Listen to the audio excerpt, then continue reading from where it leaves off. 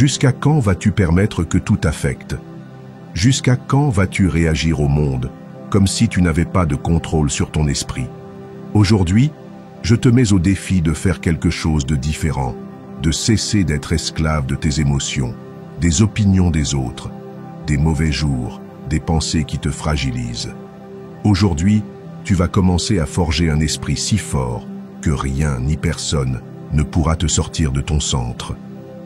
Car être mentalement fort n'est pas naître avec du pouvoir, c'est le construire, habitude par habitude, décision après décision. Et ici, tu vas découvrir comment le faire. Prépare-toi, car ce n'est pas de la motivation, c'est une transformation réelle. Avant de commencer, je veux que tu ailles dans les commentaires et que tu écrives avec détermination cette phrase. Aujourd'hui, je commence à renforcer mon esprit. Je suis stoïque. Écris-le comme une déclaration ferme, car ce n'est pas juste une phrase, c'est un message direct à ton cerveau. Des études montrent que le cerveau est malléable, que nous pouvons le reprogrammer avec ce que nous écrivons, pensons ou disons. Alors laisse cette phrase gravée dans ton esprit et dans ton subconscient, car aujourd'hui commence ta transformation. Enseignement 1. Ne réprime pas tes émotions, comprends-les et dirige-les avec intention. Respire profondément et réalise l'évidence. Personne d'autre que toi ne vit dans ton esprit. C'est là que s'allument les émotions qui colorent chaque expérience. Si tu les laisses s'écouler sans supervision, elles t'entraîneront vers des réactions que tu regretteras ensuite. Aujourd'hui, je veux que tu apprennes à t'asseoir dans le cockpit de ta vie émotionnelle. Observe ton émotion comme tu observerais le ciel, sans intervenir pour l'instant, juste en reconnaissant les nuages, les vents et les teintes. Étiquette ce que tu ressens avec précision. Tristesse, colère, peur, enthousiasme. Demande-toi ce qui le déclenche, quelle pensée l'alimente, quelle histoire du passé se raconte à nouveau, à travers cette sensation corporelle. Tout ce qui est éclairé par la conscience perd son pouvoir automatique. Le stoïcisme enseigne que l'émotion n'est pas évitée. Elle est observée, perçoit le mouvement interne, accepte sans jugement et décide consciemment quoi faire en gardant toujours le contrôle de ton esprit. Lorsque tu reconnais l'onde émotionnelle, la prochaine étape est de réguler son intensité. Il ne s'agit pas de réprimer, mais de canaliser.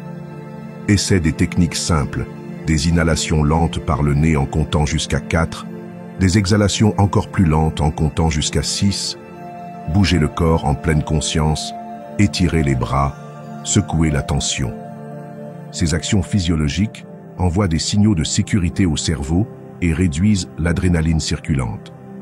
Dans cet espace de calme retrouvé, ton cortex préfrontal se rallume et tu peux penser clairement. Maintenant, choisis ta réponse. Entre sentir et agir, il y a un intervalle, même s'il ne dure qu'une seconde. Cette seconde est ta liberté. Demande-toi quel résultat tu veux créer avant d'ouvrir la bouche ou d'appuyer sur envoyer dans un message. Veux-tu construire ou détruire? Veux-tu être fidèle à tes valeurs ou esclave d'une impulsion passagère? Souviens-toi de ton but. Sois intègre, compatissant, efficace. Cela fonctionne comme un phare. L'émotion sans guide est un feu qui brûle. Avec un but, c'est un feu qui forge. Pour soutenir cet entraînement, cultive des rituels quotidiens. Consacre 5 minutes au réveil à scanner ton état interne avant de regarder ton téléphone. Demande-toi ce que je ressens, ce dont j'ai besoin, quelle intention guidera ma journée. Pendant la journée, programme de petites pauses, lève les yeux, détends la mâchoire, respire profondément. Au crépuscule, fais le point sur la façon dont tu as géré les émotions de la journée. Célèbre tes victoires et apprends de tes échecs sans culpabilité. Le progrès se construit dans la répétition attentive, pas dans un acte isolé. N'ignore pas les signaux corporels. Le corps parle avant que l'esprit ne résonne. Une boule dans la gorge peut t'alerter que quelque chose est important pour toi. Une douleur dans l'estomac avertit d'une limite franchie. Si tu apprends à écouter ces alarmes, tu pourras intervenir avant que l'émotion n'explose. Deviens enquêteur de tes propres micro-gestes, la vitesse de ta voix, le rythme avec lequel tu marches, la tension dans tes épaules. C'est là que réside une information précieuse. Souviens-toi que réguler n'est pas supprimer. Il y a des émotions qui réclament une action immédiate. Si tu ressens de l'indignation face à une injustice, ta gestion consciente t'incite à répondre avec fermeté, pas à te taire par peur. Si la tristesse t'envahit, tu régules pour ne pas sombrer, mais tu permets qu'elle t'enseigne ce que tu valorises. La sagesse émotionnelle consiste à utiliser chaque énergie selon sa fonction. La colère pour poser des limites, la peur pour te préparer, la joie pour partager, l'amour pour soutenir. Lorsque tu maîtrises cet art, ta vie se remplit de décisions plus claires, de conversations productives et d'une sérénité que les gens remarquent. Ce n'est pas que tu cesses de sentir, c'est que l'émotion cesse de conduire ton véhicule et passe au siège passager. Tu tiens le volant, choisis la route, et si la tempête s'intensifie, tu réduis la vitesse sans perdre le cap. Cette maîtrise est possible et à la portée de ceux qui pratiquent chaque jour. Imagine les conséquences de cette nouvelle façon de vivre. Des discussions qui se terminaient autrefois par des cris se transforment en dialogues constructifs. Des projets que tu reportais par peur trouvent leur élan. Ta santé s'améliore car le cortisol incontrôlé cesse d'empoisonner ton sang. Apprendre à gérer les émotions consciemment élargit ta liberté et ton impact. Et le meilleur, c'est que chaque jour offre des opportunités pour s'entraîner. Un trafic lent, un commentaire sarcastique, un email inattendu. Tout devient une salle de gym mentale. Enseignement 2. Ce que quelqu'un provoque en toi est une opportunité de mieux te connaître. Ce qui te dérange chez les autres ne naît pas en eux, mais en toi. Cette colère que tu ressens, cette frustration qui te déborde, ou ce sentiment d'impuissance ne viennent pas de ce que quelqu'un a fait, dit ou n'a pas fait.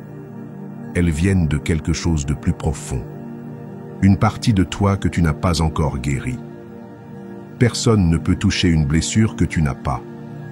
Si ça t'a fait mal, c'est parce qu'elle était déjà ouverte. Et c'est la clé pour cesser de souffrir inutilement à cause des autres. Car le véritable ennemi n'est pas à l'extérieur, il est à l'intérieur. Et c'est seulement en l'affrontant que tu pourras te libérer. Chaque fois que quelqu'un t'irrite, ce qui se passe réellement, c'est qu'ils ont appuyé sur une touche émotionnelle que tu ne savais pas encore active. Peut-être est-ce le rejet non résolu de l'enfance, l'humiliation que tu n'as jamais exprimée, le sentiment de ne pas être à la hauteur ou la peur constante d'être trahi. Les personnes et les situations ne te causent pas directement de la douleur, elles la réveillent simplement. Ce sont des miroirs de ce que tu portes à l'intérieur, des messagers inconfortables qui te révèlent ce que tu dois encore regarder.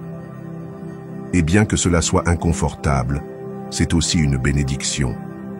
Car tout ce qui se révèle peut être guéri. Te rends-tu compte?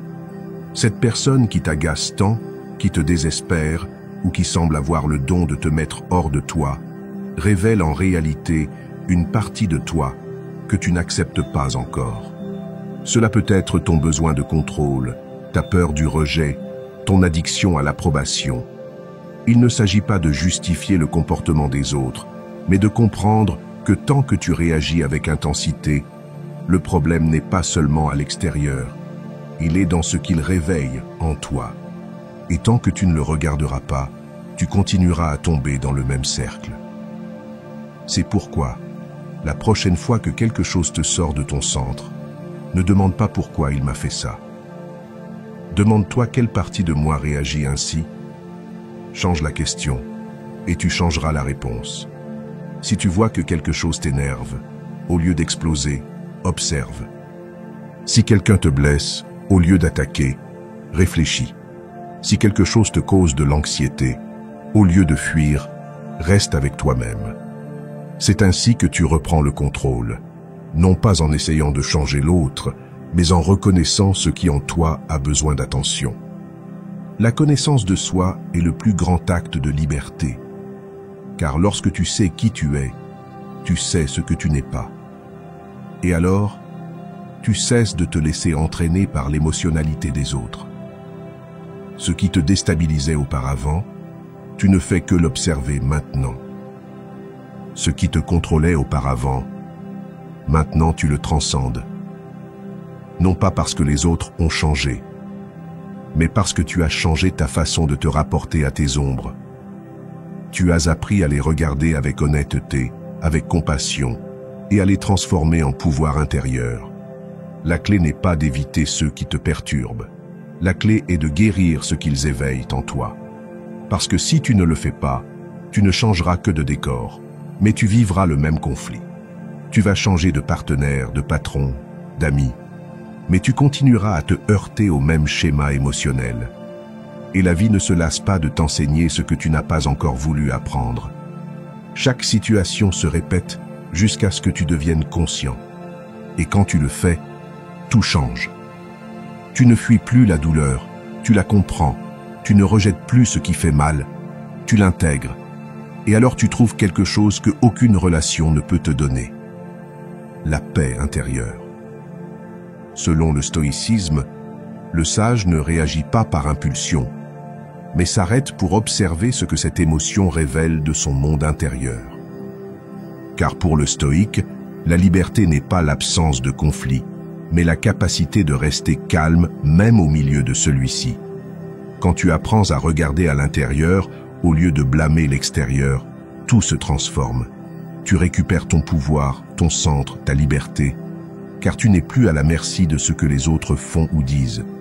Tu es avec toi-même. Et là, personne ne peut te toucher.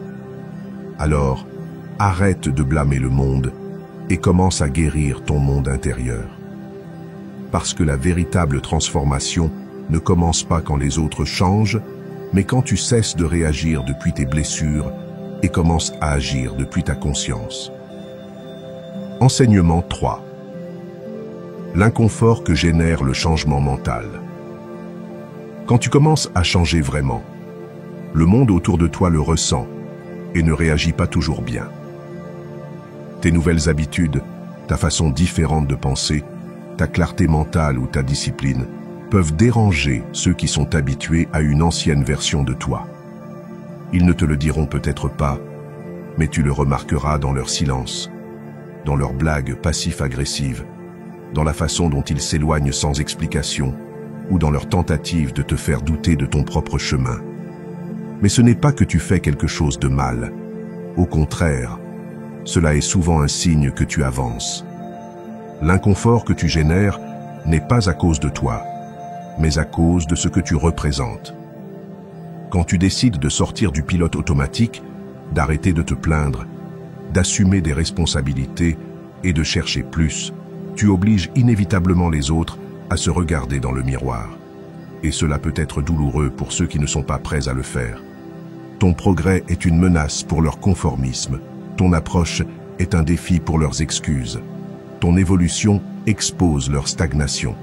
C'est pourquoi certains se sentent mal à l'aise, te critiquent ou essaient même de te saboter émotionnellement. Tu dois comprendre quelque chose de crucial. Pas tout le monde ne célébrera ta transformation. Beaucoup préféraient la version de toi qui ne remettait pas en question, qui se plaignait avec eux, qui se limitait, qui ne brillait pas. Cette version leur était confortable, validait leur propre choix. Mais quand tu changes, tu cesses de valider ce récit, et c'est pourquoi ta croissance leur fait mal. Mais cette douleur n'est pas ta responsabilité. Tu n'es pas venu dans cette vie pour rendre les autres à l'aise. Tu es venu pour être authentique, pour t'étendre, pour grandir. On va t'appeler distant, froid, étrange ou même égoïste. Mais ce qu'ils disent vraiment, c'est « je ne peux plus te manipuler comme avant ». Parce que quand tu cesses de réagir comme avant, tu brises des dynamiques émotionnelles qui soutenaient auparavant de nombreuses relations. Et cela fait mal. Mais cette douleur fait partie du processus. Tu ne peux pas te réveiller et continuer à agir comme si tu étais endormi. Tu ne peux pas guérir et continuer à maintenir des liens qui se nourrissent de la blessure. À un moment donné, tu devras choisir ton évolution ou leur approbation. Le stoïcisme enseigne que celui qui cultive la vertu n'attend pas d'applaudissements, mais de la cohérence.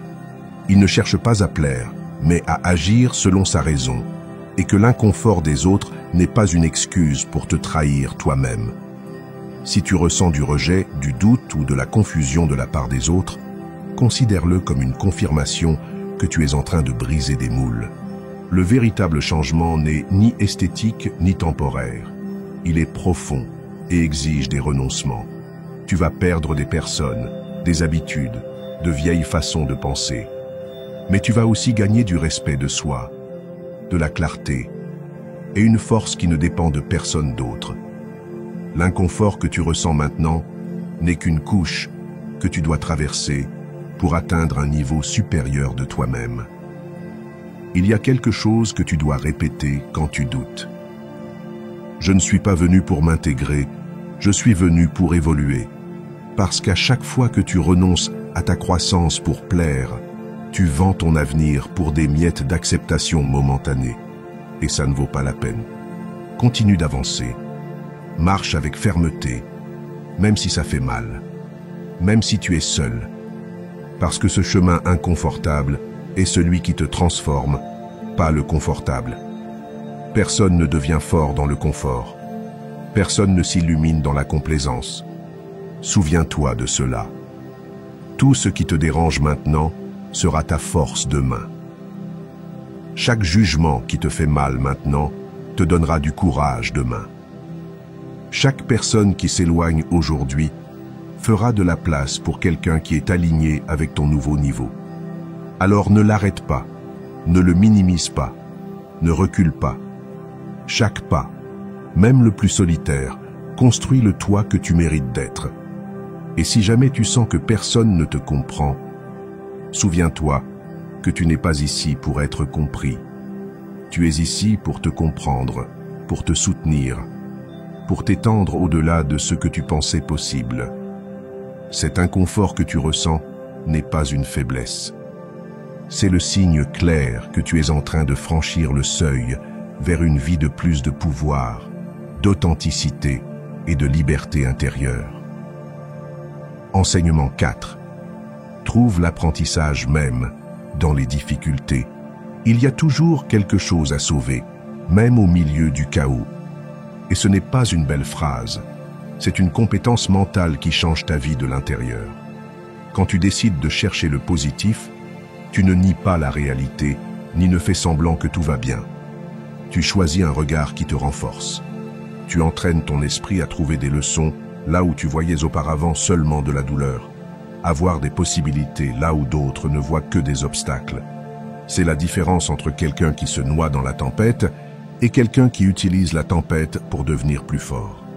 Chaque difficulté que tu traverses cache une graine de croissance. Le problème est que si tu te concentres uniquement sur ce qui a mal tourné, sur ce que tu as perdu, sur ce qui fait mal, tu ne verras jamais cette graine. Et alors tu stagnes. Mais si tu apprends à changer ta question interne de pourquoi cela m'arrive-t-il, à que puis-je apprendre de cela, tout commence à se transformer. Ce qui te écrasait auparavant, maintenant te forge. Ce qui te frustrait auparavant, maintenant te guide. Ce n'est pas de la magie, c'est un état d'esprit. Cela ne signifie pas ignorer la douleur ni faire semblant que tout est parfait. Il s'agit de ne pas rester là. Tu pleures si tu dois pleurer. Tu te décharges si tu en as besoin. Mais ensuite, regarde vers l'avant et pose-toi cette question puissante. Qu'est-ce que cela a à m'apprendre? Peut-être que cela t'enseigne la patience. Peut-être que cela te prépare à quelque chose de plus grand. Peut-être que cela te montre qui tu es vraiment quand tout s'effondre. C'est là que commence ton véritable pouvoir. Pas dans ce qui t'arrive, mais dans la façon dont tu choisis de répondre. Le stoïcisme enseigne que tu ne contrôles pas ce qui se passe, mais comment tu interprètes ce qui se passe. Voir le positif n'est pas de la naïveté. c'est de la sagesse pratique. Chaque fois que tu choisis de voir ce que tu as, plutôt que ce que tu as perdu, tu entraînes ton esprit à l'abondance. Chaque fois que tu choisis de te concentrer sur ce que tu peux faire, plutôt que sur ce que tu ne peux pas contrôler, tu renforces ta volonté. Et cette volonté est ce qui te soutient quand tout le reste échoue. L'état d'esprit positif n'est pas un luxe. C'est une nécessité si tu veux vivre avec un pouvoir intérieur. Commence dès aujourd'hui. Choisis une situation difficile que tu vis. Demande-toi quelle partie de toi est mise à l'épreuve, ta patience, ton estime de soi, ta foi. Puis demande-toi comment tu peux en sortir en étant une meilleure version de toi-même. Peut-être as-tu besoin de plus de calme, de plus de perspective, de plus de courage. Peut-être que tu dois laisser aller quelque chose ou quelqu'un. Quoi que ce soit, il y a une opportunité cachée là-dedans. Trouve-la. Et si tu ne peux rien trouver de bon, crée quelque chose de bon. Utilise ton expérience pour aider les autres. Transforme ton histoire en leçon. Fais de ta blessure une source de sagesse. C'est aussi chercher le positif. Ne pas attendre qu'il apparaisse, mais le construire toi-même. Parce que la vie n'explique pas toujours, mais elle offre toujours des chemins. Et seuls ceux qui ont un regard entraîné peuvent les voir. Souviens-toi, tu n'es pas une victime de tes circonstances. Tu es le créateur de ta réponse. Et cette réponse peut être lumière, même lorsque l'environnement est sombre. Il ne s'agit pas de vivre dans une illusion optimiste. Il s'agit d'avoir le courage de regarder la douleur en face et, malgré tout, de choisir d'avancer avec gratitude, avec espoir, avec direction. Il y a une paix profonde qui naît lorsque tu décides de faire confiance au fait que tout, même ce qui est difficile, a un but. Tu ne le verras pas toujours instantanément, mais si tu continues à avancer, tu le comprendras. Et cette compréhension te donnera une force qui ne se brise pas. Alors la prochaine fois que tu fais face à un problème, respire, remercie la leçon que tu ne vois pas encore et avance. Pas parce que tout va bien, mais parce que tu as décidé d'aller bien, quoi qu'il arrive. C'est la véritable mentalité positive. Et cette mentalité te rend invincible. Enseignement 5. La mentalité de croissance contre la mentalité fixe. Tout change lorsque tu réalises que tu n'es pas né limité, mais que tu as été conditionné à le croire. Souvent, tu ne échoues pas par manque de capacité, mais à cause d'une voix intérieure qui te dit « Tu ne peux pas faire ça, tu n'es pas bon dans ça, ce n'est pas pour toi ». C'est la mentalité fixe qui parle, et si tu ne la remets pas en question, tu restes piégé dans la version la plus faible de toi. Mais il existe une autre façon de penser, plus puissante, plus libératrice, la mentalité de croissance. C'est celle qui te dit que tu peux apprendre, que tu peux t'améliorer, que ton potentiel n'a pas de plafond, si tu es prêt à travailler dessus. Quand quelqu'un avec une mentalité fixe fait une erreur, il pense que cela le définit. Je suis un échec. Cela prouve que je ne suis pas fait pour ça. Mais quelqu'un avec une mentalité de croissance voit l'erreur comme un outil, pas comme une sentence. Il se demande « Qu'est-ce que cela m'enseigne ? Comment puis-je faire mieux la prochaine fois ?» Cette simple différence d'approche change ton destin, car celui qui apprend de ses erreurs grandit, et celui qui reste piégé par la peur d'échouer stagne pour toujours. Peut-être t'ont-ils dit que tu n'étais pas bon en chiffres, ou que tu n'étais pas assez discipliné, ou que tu n'avais pas le talent nécessaire pour briller, et tu l'as cru. Mais ce qui est important, ce n'est pas ce qu'on t'a dit, c'est ce que tu continues à te répéter. Si tu veux vraiment évoluer, commence par identifier ces croyances limitantes que tu as transformées en vérité. Demande-toi dans quel domaine tu as cessé d'essayer simplement parce que tu t'es convaincu que tu n'étais pas bon dans ça. Là se trouve ton point de blocage et aussi ta prochaine opportunité de te libérer. Le stoïcisme enseigne que l'être humain se transforme par la pratique quotidienne, pas par le talent inné. Peu importe ce que tu as été, mais ce que tu décides d'être à partir de maintenant, avec constance et effort. Tu n'as pas besoin d'être parfait. Tu dois juste t'engager à t'améliorer. Chaque jour est une nouvelle possibilité de t'étendre, d'acquérir une compétence, de renforcer une partie faible. Mais pour que cela se produise, tu dois changer ton dialogue interne. Au lieu de dire « je ne peux pas », dis « je ne peux pas encore ». Au lieu de dire « je ne suis pas bon dans ça », dis « je peux m'améliorer avec de la pratique ». Ce n'est pas de l'auto-assistance vide, c'est une programmation mentale consciente. Votre cerveau se façonne avec ce que vous répétez. Et si vous le répétez avec conviction, vous le créez. Choisissez une compétence que vous avez toujours évitée parce que ce n'est pas votre truc. Peut-être parler en public, apprendre quelque chose de technique, maintenir la discipline ou exprimer vos émotions. Peu importe laquelle c'est, écrivez-la, puis répondez avec une totale sincérité. Ai-je eu un état d'esprit fixe à ce sujet? Ai-je abandonné trop tôt? Si la réponse est oui, félicitations. Vous venez de découvrir une limite auto-imposée. Maintenant, faites un plan simple pour y travailler. Vous n'avez pas à tout faire en un jour, juste un petit pas quotidien, un cours, une vidéo, une pratique, une conversation. L'important est de ne pas rester immobile. Vous verrez comment votre énergie change lorsque vous vous montrez que vous pouvez vous améliorer. C'est l'une des sources les plus profondes de l'estime de soi, le respect qui naît en vous voyant surmonter ce qui semblait auparavant impossible, et pas par un coup de chance, mais par votre volonté. Votre nouvelle mentalité devient votre nouvelle identité. Et quand cela se produit, rien ni personne ne peut arrêter votre progrès. Vous n'êtes pas limité, vous êtes inexploré.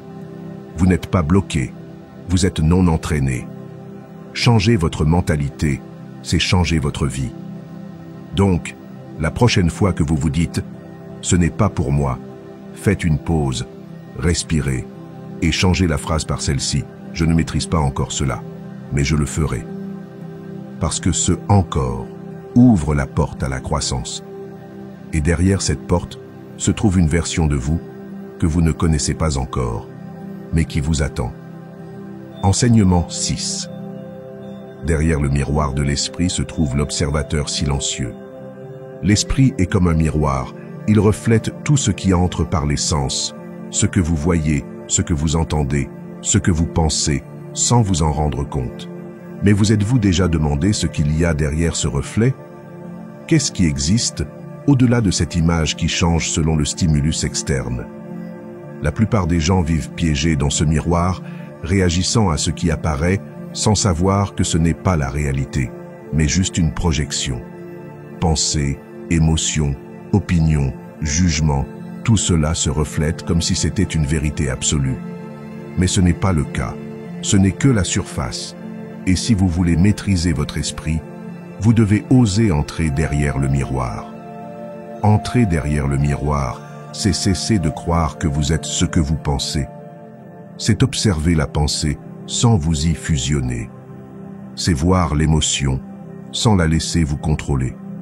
C'est sentir sans étiqueter, écouter sans anticiper, regarder sans juger. Au début, cela semble impossible. Votre esprit veut faire ce qu'il a toujours fait, commenter, classer, analyser, contrôler. Mais si vous parvenez à maintenir votre attention un peu plus loin, vous commencez à découvrir quelque chose de silencieux, de profond, plus réel que n'importe quelle pensée. C'est vous, pas la voix qui parle dans votre tête, mais celui qui écoute cette voix. Le stoïcisme enseigne que nous ne sommes pas ce qui nous arrive, mais la façon dont nous y répondons. Et cette réponse ne doit pas être le reflet immédiat, mais d'une conscience profonde qui observe avec clarté. C'est l'entraînement, choisir un objet, n'importe lequel, et l'observer sans utiliser de mots internes. Ne dites pas « c'est une bougie, elle est rouge, j'aime ça ». Regardez-la simplement. Comme si vous la voyiez pour la première fois, laissez votre attention s'enfoncer dans l'acte de voir sans penser. Au début, vous remarquerez que votre esprit veut intervenir, étiqueter, comparer, se distraire. Mais si vous le ramenez encore et encore, quelque chose commence à changer. Vous cessez de regarder depuis l'esprit et commencez à regarder depuis la conscience. Vous n'êtes plus devant l'objet, vous êtes à l'intérieur de l'expérience. Cet exercice peut sembler simple, mais il est profondément transformateur, car lorsque vous apprenez à observer un objet sans penser, vous apprenez également à observer une émotion sans vous laisser emporter par elle. Vous apprenez à être présent lorsque quelqu'un vous blesse, sans répondre par la réaction. Vous apprenez à écouter sans avoir besoin d'avoir raison. Vous commencez à vivre depuis l'être, pas depuis l'esprit. Chaque jour, vous êtes exposé à des milliers de reflets, de réseaux sociaux, de nouvelles, de conversations vides, de jugements internes. Si vous n'avez pas une pratique qui vous emmène derrière le miroir, vous vous perdez. Vous réagissez à tout. Vous souffrez de tout. Vous prenez des décisions par peur, par ego, par impulsion. Mais lorsque vous entraînez votre esprit à rester immobile, à observer, à vous connecter à l'essence, alors vos actions deviennent plus conscientes, votre vie devient plus claire, et vous plus libre. Au début, ce processus peut sembler inconfortable, car derrière le miroir se trouvent aussi les ombres que vous ne voulez pas voir, vos peurs, vos insécurités, vos masques. Mais si vous restez, si vous ne fuyez pas, si vous maintenez le regard intérieur, vous découvrez qu'il y a aussi quelque chose de lumineux, de ferme, d'éternel. Une paix qui ne dépend de rien d'extérieur. Une certitude qui n'a pas besoin d'explication. C'est ce que vous êtes vraiment. Pas le reflet, mais l'espace qui contient tout. Faites-le chaque jour, quelques minutes. Pas comme une obligation, mais comme un retour à la maison. Éteignez le bruit, éteignez les étiquettes, éteignez l'histoire, et observez, sans plus, sans hâte, sans intention de comprendre. Juste être. Parce que plus vous passez de temps derrière le miroir, plus vous verrez clairement ce qui a toujours été là. Vous. Et dans ce vous, sans jugement ni pensée, se trouve tout le pouvoir que vous cherchiez à l'extérieur. Enseignement 7.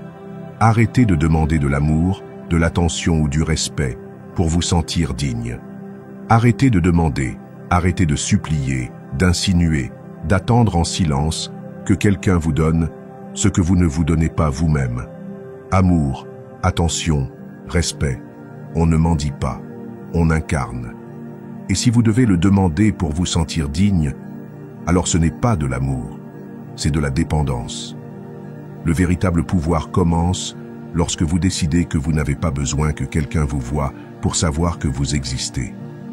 Que vous n'avez pas besoin que quelqu'un vous valide pour vous sentir suffisant. Que vous n'avez besoin de personne pour vous choisir, pour savoir que vous vous êtes déjà choisi. Chaque fois que vous attendez que quelqu'un d'autre vous donne son approbation, vous vous dites, sans vous en rendre compte, « Je ne suis pas complet ». Vous conditionnez votre valeur aux mots, gestes ou silence de quelqu'un d'autre.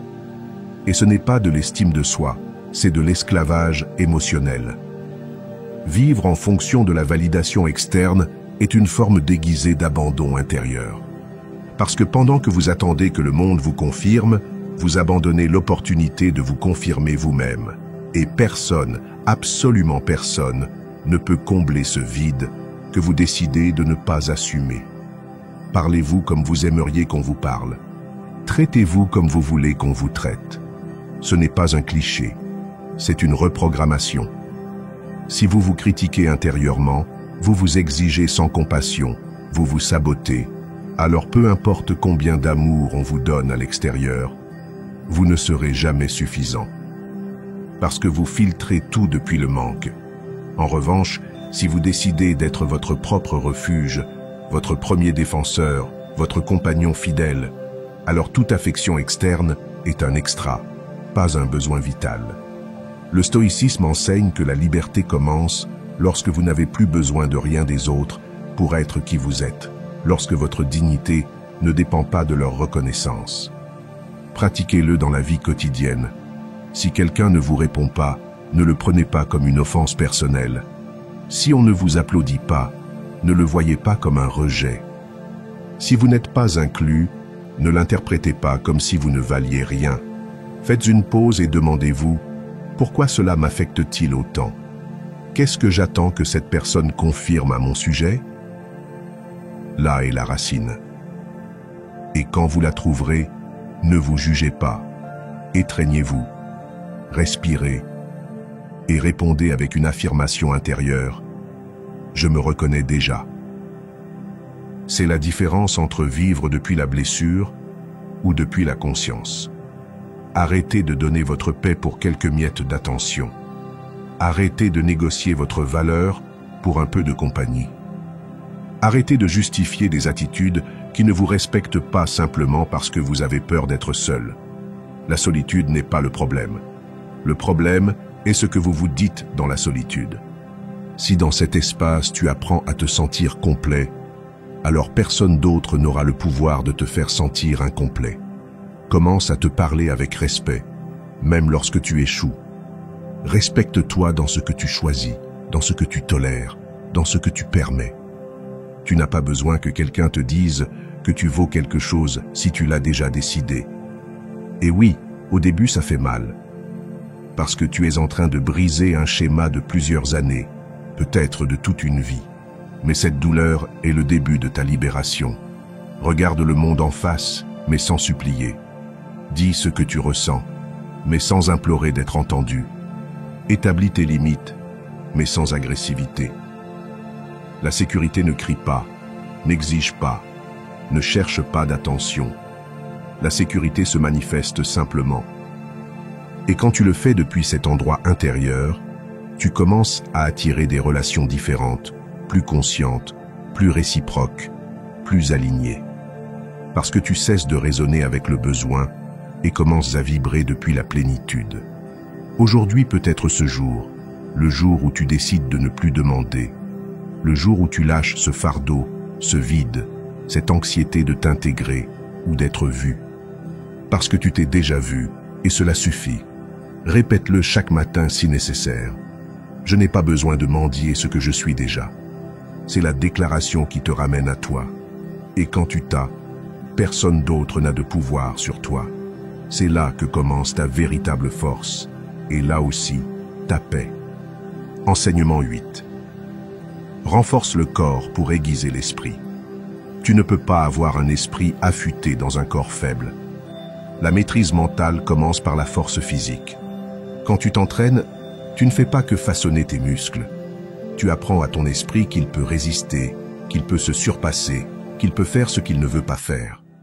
Chaque fois que tu choisis de bouger au lieu de rester, chaque fois que tu soulèves ce poids, ou que tu sors marcher quand tu n'en as pas envie, tu envoies un message silencieux, mais puissant à ton cerveau. J'ai le contrôle. Et ce message, répété quotidiennement, transforme non seulement ton corps, mais aussi ta perception, ton énergie, ton pouvoir intérieur. Il ne s'agit pas d'avoir le corps parfait. Il s'agit d'avoir un corps fonctionnel, résistant, discipliné, qui devienne un allié de ton but et non un obstacle. Parce que quand tu es physiquement faible, tu l'es aussi mentalement. Le brouillard dans la tête, le manque de volonté, le moral bas, souvent n'ont pas de racines émotionnelles, mais physiologiques. Tu as mal dormi, tu t'es mal alimenté, tu n'as pas bougé ton corps. Et ton esprit le paie par de la fatigue, de l'anxiété ou de la dispersion. Si tu veux de la clarté mentale, commence par activer ton corps. Le stoïcisme nous rappelle que le corps doit être prêt à servir l'âme. L'entraînement n'est pas de la vanité, c'est de la discipline, c'est du courage, c'est une préparation à la vie. Chaque fois que tu renforces ton corps, tu renforces aussi ta capacité à rester présent, car l'effort physique t'oblige à être ici et maintenant. Quand tu respires fort au milieu d'une série difficile, tu ne peux pas penser au passé ni à ce qu'il reste de la journée. Tu es complètement dans ton corps, et cette présence est ce que tu apportes ensuite à tes décisions, à tes relations, à ton travail. Un corps entraîné est une ancre pour la pleine conscience. C'est de la stabilité pour un esprit qui a tendance à se disperser. Et si tu vas au-delà de l'exercice mécanique et que tu le fais avec conscience, alors tu fusionnes le physique et le spirituel. Quand tu marches, ne le fais pas avec le téléphone à la main. sens tes pas, sens ta respiration. Quand tu t'entraînes, ne le fais pas seulement pour avoir l'air bien. Fais-le comme un acte de respect envers toi-même, comme un rituel quotidien d'autodiscipline. Cela change tout, car tu cesses de bouger pour l'esthétique ou la pression sociale, et tu commences à bouger par loyauté envers ta meilleure version. Tu veux plus de clarté mentale? Entraîne-toi. Tu veux plus de confiance? Entraîne-toi. Tu veux réduire le stress? Entraîne-toi. Tu veux de la présence, de l'autorité, de la direction? Entraîne-toi. Le corps n'est pas un ornement, c'est un outil. Utilise-le, renforce-le, respecte-le, prends-en soin. Parce que vous ne pouvez pas aspirer à de grandes réalisations depuis un état de léthargie. Vous ne pouvez pas diriger votre vie si vous ne pouvez pas diriger vos habitudes de base. La véritable excellence commence dans l'élémentaire. Bouger, respirer, bien se nourrir, dormir à l'heure, et à partir de là, tout s'étend. Il n'est pas nécessaire de commencer par des routines extrêmes. Il suffit de marcher chaque jour avec détermination, de respirer consciemment au réveil, de faire quelques répétitions qui vous mettent au défi. L'important est la constance, pas l'intensité. L'important est que le corps sache que vous êtes engagé envers lui, car lorsque le corps le sait, l'esprit le comprend, et alors quelque chose s'aligne en vous. Vous n'êtes plus divisé, vous n'êtes plus fragmenté. L'esprit et le corps se soutiennent, se renforcent, se synchronisent. Quand cela se produit, votre énergie change, les gens le remarquent, votre posture le transmet, votre regard a une autre fermeté, votre voix a un autre poids.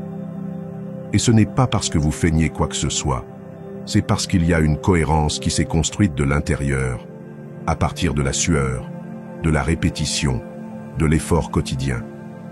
Pas depuis l'ego, mais depuis la discipline, depuis le respect de soi. Et cela ne s'achète pas, cela se pratique. Faites-le pour vous, pour votre concentration, pour votre paix, pour votre direction. Car un esprit clair a besoin d'un corps fort. Car une vie avec un but a besoin d'énergie. Et cette énergie se construit chaque jour, pas à pas, respiration après respiration, répétition après répétition. Le corps est votre temple, et c'est aussi votre arme. Assurez-vous de l'affûter. Enseignement 9. Évitez le plaisir temporaire qui détruit à long terme. Chaque fois que vous choisissez le plaisir immédiat, vous prenez une décision qui a des répercussions bien au-delà du moment. Cela peut sembler inoffensif, 5 minutes de plus au lit, un repas que vous savez nuisible, une conversation qui nourrit l'ego, mais détruit votre paix. Et pourtant, ce choix, si petit en apparence, a un coût cumulatif énorme. Ce que vous appréciez aujourd'hui peut devenir la raison de votre stagnation demain. Ce qui calme votre anxiété un moment peut être ce qui nourrit votre vide pendant des semaines. C'est un piège, et vous devez commencer à le voir clairement. Tu verras qu'après quelques minutes, l'urgence disparaît, et tu es toujours là, plus ferme, plus clair, plus fort. La maîtrise ne se construit pas avec de grandes décisions, mais avec des milliers de petits renoncements à ce qui ne t'élève pas. Chaque fois que tu choisis le bon plutôt que le confortable, tu entraînes ton caractère. Et ton caractère est ce qui détermine ton destin. Tu peux avoir du talent, de l'intelligence, de la motivation. Mais si tu n'as pas de caractère, tu te perdras dans chaque tentation déguisée en plaisir. Parce que le monde moderne est conçu pour te distraire, te séduire, te affaiblir. Tu décides si tu entres dans le jeu ou si tu le transcendes. Et le plus puissant est cela. Chaque fois que tu te tiens devant une tentation, tu gagnes du respect pour toi-même. Et ce respect vaut plus que tout plaisir fugace. Parce que tu te prouves que tu peux avoir confiance en toi, que tu sais te prioriser, que tu choisis ton bien-être au-dessus du caprice momentané. Cela construit la sécurité, la présence, le magnétisme. Les gens sentent quand une personne est maître d'elle-même, et cette énergie est impossible à feindre. Aujourd'hui, Peut-être le jour où tu commences à vivre depuis le but et non depuis l'impulsion, où tu t'engages à observer avant d'agir, à penser à long terme, à prioriser ta paix mentale sur la gratification immédiate. Ce n'est pas facile, mais c'est libérateur, parce que quand tu ne dépends plus du plaisir pour te sentir bien, tu es libre. Et cette liberté ne s'obtient pas par chance. Elle s'obtient par des décisions quotidiennes, silencieuses, conscientes. Et tout commence maintenant. Que vas-tu choisir? Enseignement 10. Construction d'une confiance inébranlable. La confiance n'est pas un don qu'on te fait, ni une sensation qui apparaît de nulle part. C'est une construction interne, quotidienne, consciente. C'est le résultat de te confronter à toi-même, de traverser la peur, de ne pas reculer quand les choses deviennent difficiles. Elle ne naît pas dans les jours faciles, ni dans les moments d'applaudissement. Elle naît quand tu te tiens même quand tout tremble. Elle naît quand tu échoues et que tu ne t'effondres pas. Elle naît quand tu choisis d'avancer même avec des doutes, des blessures, de la fatigue. Parce que la vraie confiance n'est pas « je me sens en sécurité », mais « je sais que même si je ne le sens pas, je le ferai quand même ». Chaque fois que tu fais ce que tu as dit que tu ferais, même si tu n'en as pas envie, même si personne ne te regarde, tu construis la confiance car tu montres que tu peux compter sur toi. Et cela vaut plus que toute motivation passagère. La confiance ne consiste pas à te croire invincible, mais à savoir que même si tu tombes, tu sauras te relever. Que même si tu échoues, tu ne te trahiras pas. Que même si tout va mal, tu ne vas pas t'abandonner. Le stoïcisme enseigne que le sage se connaît lui-même, accepte sa nature et agit depuis la vertu, pas depuis l'approbation externe. Cette cohérence forge une confiance inébranlable. Commence par reconnaître tes véritables forces, pas celles que les autres t'ont dites, mais celles que tu as vérifiées. Dans quelle situation as-tu montré du courage? Quand as-tu été discipliné sans aide? Quelles erreurs as-tu surmontées par toi-même? Note cela, grave-le en toi, fais-en partie de ta narration interne. Parce que si tu ne reconnais pas ta valeur, ton esprit cherchera toujours une validation extérieure, et cette recherche externe te fragilise. En revanche, quand tu te regardes avec vérité et respect, tu deviens ta propre fondation. Reconnais aussi tes faiblesses, mais pas pour te punir. Reconnais-les pour te comprendre, pour savoir où travailler, pour cesser de te nier. Quand tu acceptes tes échecs sans honte, tu cesses de te cacher. Et quand tu cesses de te cacher, tu peux grandir. Chaque erreur cesse d'être une condamnation et devient une instruction. Et à partir de là, depuis cette humilité active, ta confiance ne dépend plus du succès, mais de ta capacité à évoluer. Parle-toi comme tu parlerais à quelqu'un que tu aimes. Cesse de te dire « Je suis un désastre, je ne fais jamais rien de bien, je ne sers à rien ». Ces mots sont un sabotage silencieux. Remplace-les par intention. J'apprends. C'était difficile, mais je continue. Je me respecte pour avoir essayé. Ce n'est pas de l'auto-assistance bon marché, c'est entraîner votre esprit à vous soutenir, au lieu de vous enfoncer. Parce que si votre voix intérieure est votre ennemi, vous ne vous sentirez jamais fort. Mais si elle devient votre allié, vous marcherez avec une autre présence. Et surtout, agissez. N'attendez pas de vous sentir confiant pour agir. Agissez, et la confiance viendra. Parce que chaque pas que vous faites, même avec peur, renforce votre identité. Chaque petite réussite, chaque inconfort surmonté, chaque jour où vous ne renoncez pas, construit ce muscle interne appelé « je peux ». Et cela est imparable. Parce que quand vous savez que vous pouvez, peu importe ce qui arrive, vous serez prêt. Vous n'avez besoin de prouver quoi que ce soit à personne. Vous devez juste vous prouver encore et encore que vous pouvez compter sur vous-même. C'est la base. Et quand cela est solide, le rejet, l'erreur ou l'opinion des autres ne vous paralyse plus.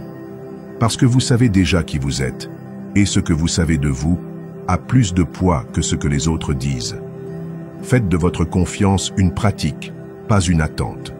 Ne dites pas, quand j'atteindrai tel objectif, je me ferai plus confiance. Dites, je vais construire cette confiance à partir d'aujourd'hui, avec ce que j'ai, avec qui je suis maintenant. Parce que chaque décision que vous prenez depuis l'intégrité, chaque engagement que vous respectez envers vous-même, chaque limite que vous respectez, chaque action que vous maintenez même dans le silence, renforce le lien le plus important de tous, celui que vous avez avec vous-même. Et quand ce lien est solide, il n'y a aucun obstacle que vous ne puissiez franchir. Enseignement 11. L'importance de la connexion avec la nature. Vous devez revenir à la terre, non seulement comme concept, mais comme acte physique, comme expérience directe. Le bruit constant, les écrans, les notifications, les environnements fermés, tout cela vous déconnecte de vous-même, sans que vous ne vous en rendiez compte. Vous avez commencé à vivre dans votre esprit et vous vous êtes éloigné de votre corps. Vous avez perdu le rythme naturel et vous vous êtes adapté à l'artificiel, mais votre système nerveux ne l'a pas oublié. Il se souvient encore de ce que c'était que d'être en silence, de marcher pieds nus, de sentir l'odeur de la forêt, de ressentir le soleil. C'est pourquoi, lorsque vous revenez à la nature, quelque chose en vous se réinitialise, quelque chose d'essentiel s'aligne. Il ne s'agit pas de faire une grande randonnée, ni de changer de vie. Il s'agit de petits actes de retour. Marcher sous le ciel ouvert, écouter le son du vent entre les arbres, s'asseoir près d'une rivière ou regarder les étoiles pendant quelques minutes. Ces moments de connexion ne sont pas un luxe. Ce sont des médicaments mentaux, émotionnels et spirituels.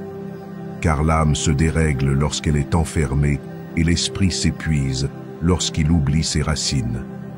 C'est pourquoi être dans la nature n'est pas une évasion, c'est une restauration. Le stoïcisme nous rappelle que nous faisons partie de la nature. Nous ne sommes pas séparés d'elle, et que s'harmoniser avec elle, c'est aussi s'harmoniser avec notre véritable essence.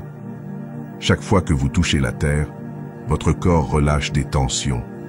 Chaque fois que vous respirez de l'air pur, votre esprit s'éclaircit. La lumière naturelle régule vos rythmes internes, améliore votre humeur, vous ancre dans le présent. Même être près de l'eau, que ce soit la mer, une rivière ou la pluie, a un effet apaisant, presque spirituel. La nature n'a pas besoin de vous parler pour vous guérir. Il suffit que vous soyez là, sans rien faire, sans rien forcer, car dans ce silence, des choses s'organisent que aucun livre ni thérapie ne peuvent expliquer. Faites-en partie de votre routine. Même si vous vivez en ville, trouvez un parc, une place, une zone avec des arbres. Sortez sans écouteurs, marchez sans hâte, observez, touchez, respirez. Si vous avez des enfants, emmenez-les avec vous. Apprenez-leur dès le plus jeune âge que la connexion avec la nature n'est pas quelque chose d'hippie ou de bizarre, mais un besoin humain, une façon de rentrer chez soi sans bouger de l'endroit. Ils le comprennent instinctivement. Ce qui est une activité pour un adulte est un instinct pour un enfant. Courir dans l'herbe, grimper, observer les insectes, se salir, ce n'est pas du désordre, c'est de la sagesse biologique. Et si tu peux, touche la terre avec tes pieds, sans chaussures. Il existe des études qui montrent comment le simple acte de marcher pieds nus sur la terre ou l'herbe réduit l'inflammation, améliore le sommeil et stabilise les émotions. Mais au-delà des données, c'est quelque chose que tu ressentiras, une sorte d'enracinement intérieur, comme si le corps disait « merci de m'avoir ramené ». La connexion avec la nature t'enseigne aussi l'humilité. Tu vois à quel point tu es petit face à la mer, à quel point tu es fragile devant une montagne, à quel point un arbre qui pousse en silence, sans hâte, est sage. Et alors tu comprends que tu n'as pas à tout contrôler, que tu n'as pas besoin de tant de réponses, que tu peux simplement être. Comme la rivière, comme le vent, comme le soleil, être et faire confiance à ce que la vie suit son cours, sans que tu ne la forces. Plus tu passes de temps en contact avec la nature, moins tu ressentiras d'anxiété, moins le bruit mental te dominera, car tu reviens à ta fréquence originale. Et cette fréquence n'est pas dans le chaos ni dans la vitesse, mais dans le rythme lent, profond et cyclique de la vie. Là, tu te reconnais. Là, tu te nettoies. Là, tu te retrouves. Fais-le aujourd'hui. Sors. Cherche un endroit où le monde ne te parle pas tant, où tu peux t'écouter, où l'essentiel retrouve sa voix. Car au milieu du bruit, la terre t'attend, et quand tu mets tes pieds dessus, ton âme atterrit aussi. C'est là que commence le véritable équilibre. C'est là que tu te souviens de qui tu es. Enseignement 12. Avoir une poubelle émotionnelle. Tu ne peux pas avancer si tu es plein à l'intérieur, peu importe combien tu essaies de te concentrer, de te surpasser ou d'avoir des pensées positives. Si tu portes des émotions négatives non traitées, ces émotions finiront par filtrer dans ton attitude, dans tes décisions, dans ta façon de voir le monde. C'est pourquoi tu as besoin d'une poubelle émotionnelle, un espace, une pratique, une habitude qui te permet de vider tout ce que tu gardes. Parce que ton esprit, tout comme ton corps, a aussi besoin de se désintoxiquer. Et si tu ne le fais pas, tu te noies dans ce que tu n'as pas exprimé, tu te bloques avec ce que tu n'as pas lâché, et tu te sabotes avec ce que tu as fait semblant de ne pas ressentir. Avoir des émotions négatives n'est pas le problème. Ressentir de la peur, du stress, de la frustration ou de l'anxiété est complètement humain. Le problème est ce que tu en fais. Si tu l'ignores, cela s'accumule. Si tu le réprimes, cela se transforme en maladie. Si tu le nies, cela devient de la colère. Mais si tu l'observes, que tu le reconnais et que tu le libères, alors cela devient de la croissance. Et c'est le pouvoir d'avoir une poubelle émotionnelle. Pas pour te plaindre, pas pour te noyer, mais pour traiter, pour transformer, pour guérir de l'intérieur, sans porter le poids en silence. Le stoïcisme enseigne que la sérénité ne vient pas de la répression des émotions, mais de leur compréhension et de ne pas permettre qu'elles dominent notre raison ou notre action.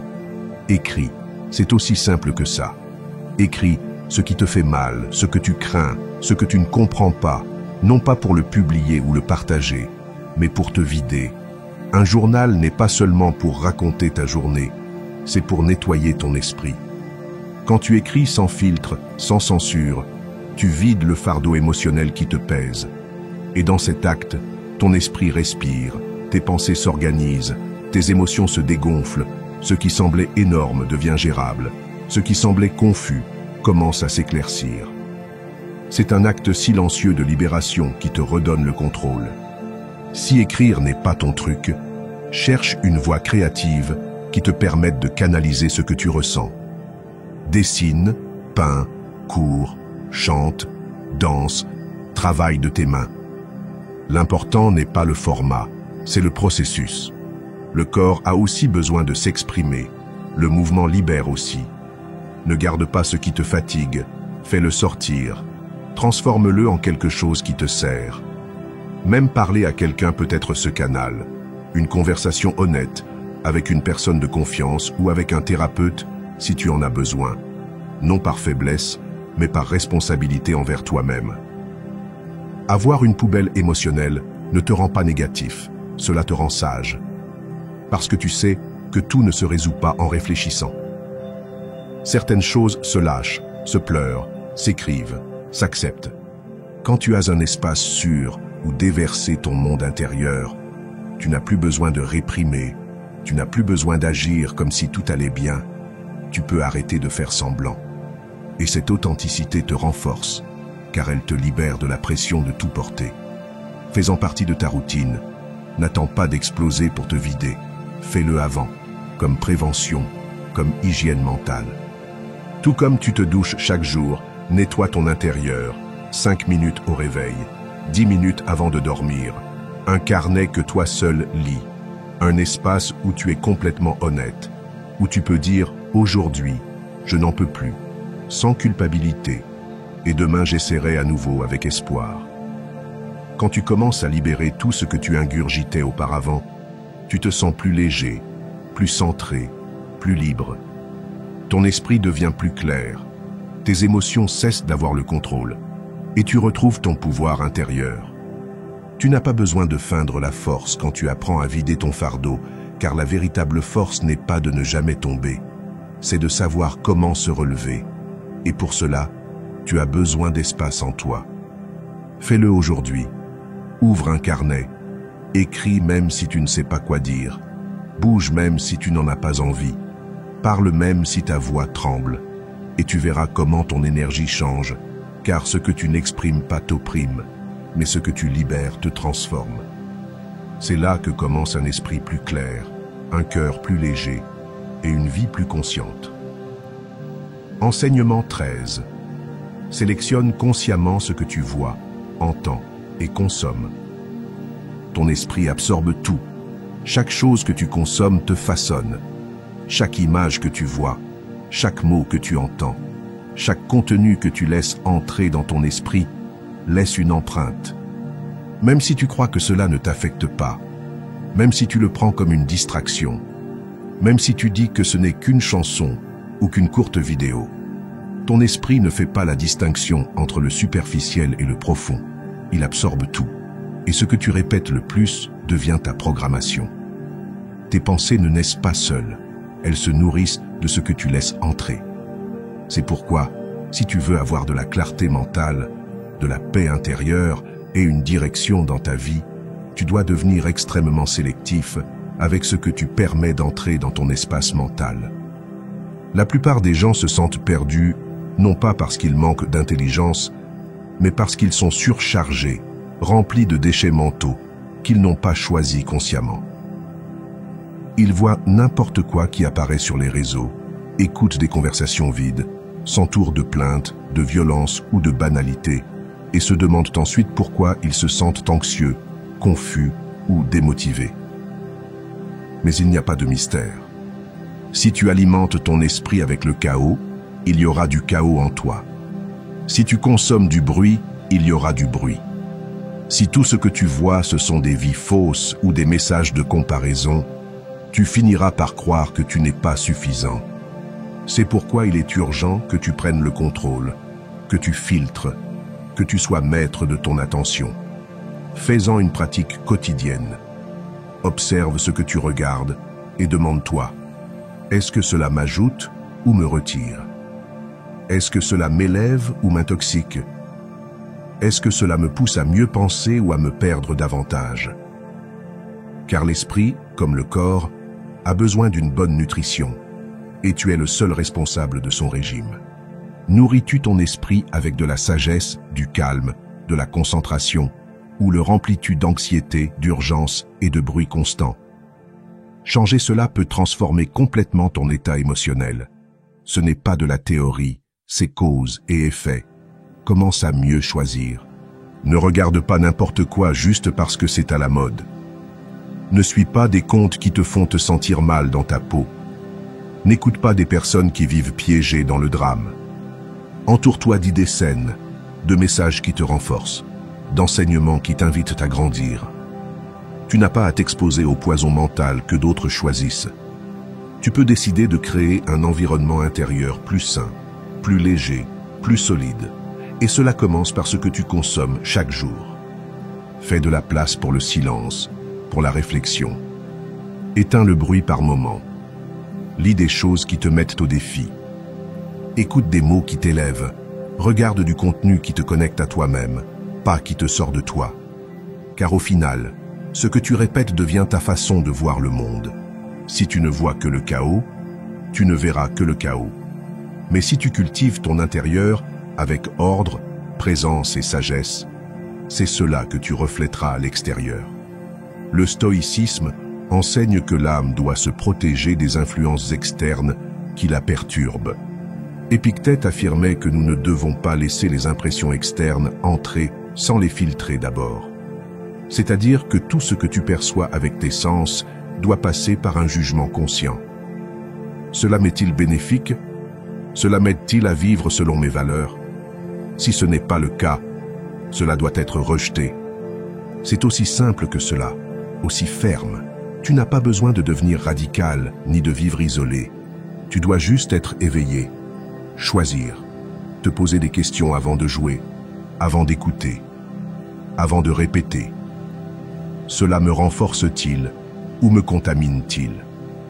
Car dans un monde où tout le monde consomme sans réfléchir, tu choisis d'être conscient. Tu choisis de protéger ton esprit. Tu choisis de garder ton centre propre. Et ce choix, bien que petit, fait toute la différence. Alors à partir d'aujourd'hui, commence à être plus sélectif. Ne laisse pas n'importe qui semer des pensées en toi. Prends soin de ton attention comme on prend soin d'un jardin sacré. Car c'est ce qu'est ton esprit, un espace sacré, et tu décides ce qui y fleurit. Enseignement 14. Choisis tes souvenirs avec sagesse. Ton esprit est un jardin, et ce qui entre par tes 5 sens sont les graines que tu sèmes chaque jour. Si tu sèmes des ordures, la confusion, l'épuisement, l'anxiété grandiront. Mais si tu choisis consciemment ce que tu laisses entrer, tu verras ton esprit devenir plus clair, plus concentré, plus puissant. Car ce n'est pas seulement ce que tu penses, mais aussi ce que tu vois, ce que tu entends, ce que tu manges, ce que tu sens, ce que tu touches. Tout cela a un impact direct sur ton état émotionnel. Tu n'es pas un esprit isolé du corps. Tu es un système complet. Et si tu ne maîtrises pas tes sens te domineront. Combien de fois par jour consommes-tu des informations dont tu n'as pas besoin? Des nouvelles qui ne génèrent que de la peur. Des vidéos qui alimentent le drame. De la musique qui renforce la douleur. Des conversations pleines de plaintes ou de critiques. De la nourriture qui ne te donne qu'un plaisir immédiat et de la culpabilité après. Tout cela n'arrive pas sans conséquence. Tout cela s'accumule dans ton esprit comme un fardeau invisible. Et ensuite, tu ne sais pas pourquoi tu te sens fatigué, saturé, irritable. C'est parce que tu ne protèges pas tes portes d'entrée. C'est parce que tu permets aux toxiques de devenir une partie de toi. Le stoïcisme enseigne que pour maîtriser l'esprit, il faut d'abord observer ce que nous permettons d'entrer en lui à travers les sens. Car c'est là que commence la discipline intérieure. Commence par observer, non pas avec jugement, mais avec conscience. Que vois-tu chaque jour? Que écoutes-tu? Quel type de nourriture choisis-tu? Avec quelle personne partages-tu ton énergie? Que touches-tu? Que sens-tu? Qu'est-ce que tu laisses entrer sans t'en rendre compte? Fais un inventaire interne et commence ensuite à filtrer. Tu n'as pas besoin de devenir radical. Tu dois juste commencer à choisir avec intention. Change une chose par jour. Une vidéo de moins qui te draine. Une chanson de plus qui te calme. Un aliment de plus qui te nourrit. Un contact de moins qui t'épuise. Fais-le comme un acte d'amour propre. Non pas comme une punition, mais comme une déclaration. J'apprécie mon énergie, mon esprit, ma paix. Car chaque chose que tu consommes laisse une empreinte. Et tu décides si cette empreinte ajoute ou soustrait. Que préfères-tu? Un environnement qui t'endort ou un qui te réveille? Un stimulus qui te disperse ou un qui te concentre? Une nourriture qui te donne du plaisir pendant 5 minutes ou une qui te donne de l'énergie pour toute la journée? Souviens-toi, ton environnement n'est pas seulement ce qui t'entoure physiquement, c'est aussi ce que tu permets d'entrer par tes sens. Choisis des couleurs qui te calment, des arômes qui t'inspirent, des textures qui te reconnectent, des aliments qui te donnent de la vitalité, des sons qui t'élèvent.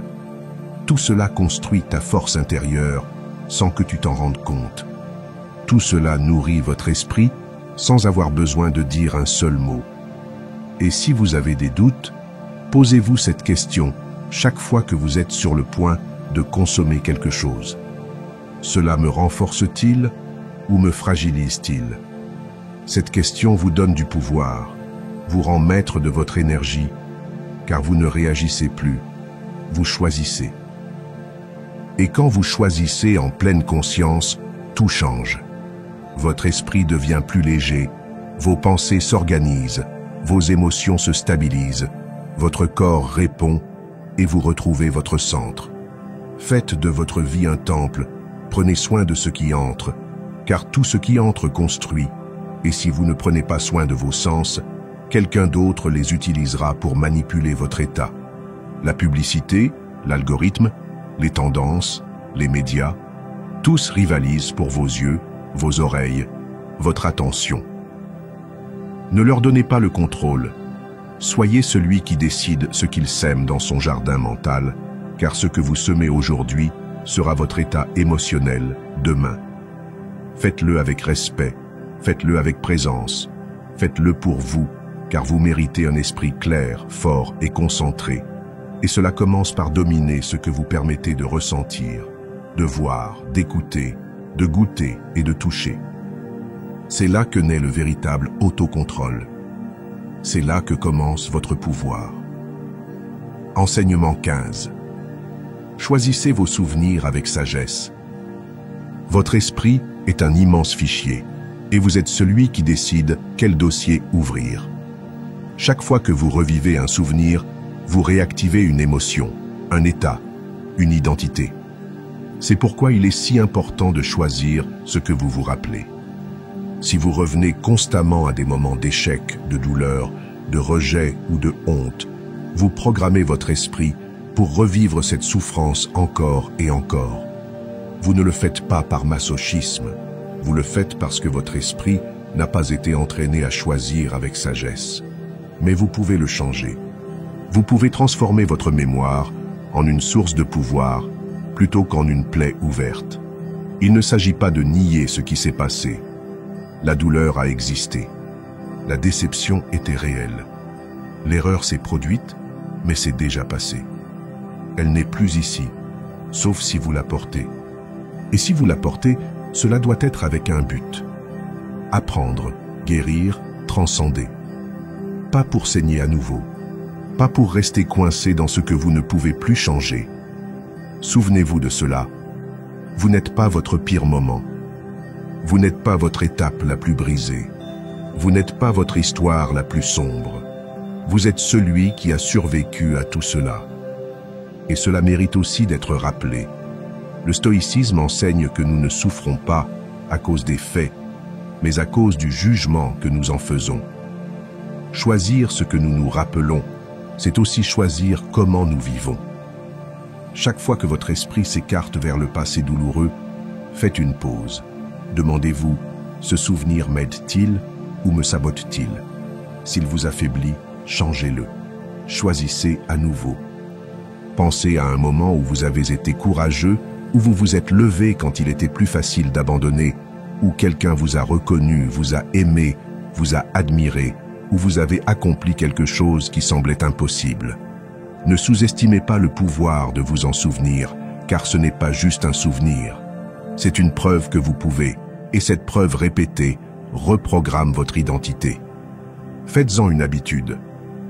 Chaque nuit avant de dormir, passez en revue 3 souvenirs qui vous renforcent. 3 moments où vous avez agi depuis votre meilleure version. Peu importe s'ils étaient petits. L'important est que vous sachiez que c'est vous qui avez décidé d'agir avec intégrité, avec courage, avec amour. Enregistrez cela dans votre esprit. Et si vous le faites avec constance, vous remarquerez le changement. Votre dialogue intérieur sera plus aimable, votre énergie plus ferme, votre vision plus claire, parce que vous ne réagirez plus depuis vos blessures, mais agirez depuis votre histoire de surpassement. Et si le passé insiste à faire mal, donnez-lui une nouvelle signification.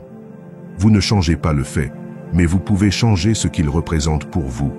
Cette trahison n'a pas été la fin de vous, c'était le début de votre indépendance. Cet échec n'a pas été votre limite, c'était votre entraînement. Cet abandon n'était pas de votre faute, c'était une leçon d'amour de soi. Redéfinir n'est pas mentir, c'est prendre le contrôle du récit que vous vous racontez. C'est transformer une cicatrice en symbole de force. Et quand tu fais cela, tu récupères ton pouvoir narratif. Tu n'es plus victime de ton passé, tu es l'auteur de ton présent. Utilise des affirmations pour le renforcer. Dites des phrases comme « Aujourd'hui je choisis de me souvenir de ma force. Mon passé m'entraîne ne me définit pas. Chaque souvenir positif est un outil pour continuer à grandir. Écris-les, répète-les, fais-en partie de toi. Parce que ton esprit croit ce que tu répètes. Et si tu répètes ce qui t'élargit, alors tu te transformes. Tu décides quelle histoire raconter à ton esprit. Tu décides si tu te concentres sur ce qui t'a brisé ou sur ce qui t'a reconstruit. Et cette décision, bien qu'elle semble petite, est celle qui détermine comment tu te sens, comment tu penses, comment tu agis. Alors, ne continue pas à porter les chapitres qui ne te servent plus. Ne continue pas à rouvrir la même blessure en espérant que cette fois-ci, ça ne fera pas mal. Il est temps de remplir ton esprit de preuves de ce dont tu es capable. Parce que tu as déjà vécu suffisamment de douleur. Maintenant, il est temps de te souvenir de ton pouvoir. Et à partir de là, construire ce qui vient. Si tu es arrivé jusqu'ici, ce n'était pas par hasard. Tu es arrivé parce qu'il y a en toi une voix qui ne veut plus réagir comme avant, qui veut construire un esprit fort, stable, inébranlable. Alors si tu es vraiment engagé dans ce changement, va tout de suite dans les commentaires et écris avec force. Aujourd'hui, je commence à renforcer mon esprit. Je suis stoïque. Cette phrase est ton encre, ton début, ta décision écrite.